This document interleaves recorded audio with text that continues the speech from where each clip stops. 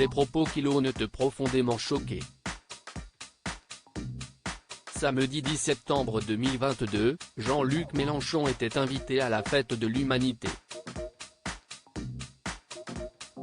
Face au public présent, il avait alors lâché « Là, on va bouffer de la reine d'Angleterre pendant 10 jours ».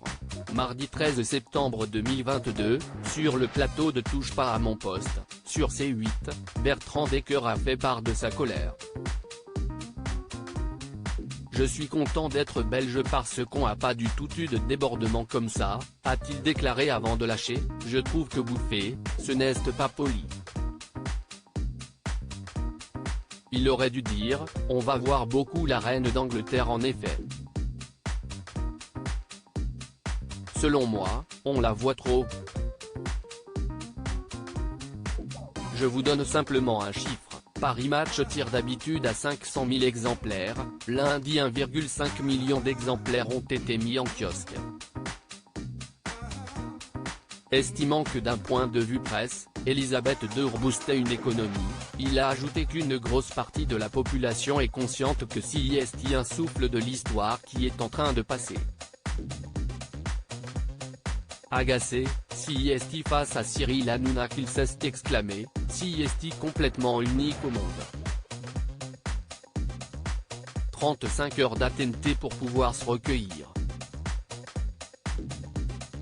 Si on n'en parle pas aujourd'hui, quand est-ce qu'on en parlera? C'est unique, jamais plus on ne connaîtra ça. Alors Jean-Luc Mélenchon, vaguement petit ministre. Après qu'il lui ait été indiqué qu'il était le chef de son propre parti, Bertrand Decker a continué, et il insulte une Elisabeth II.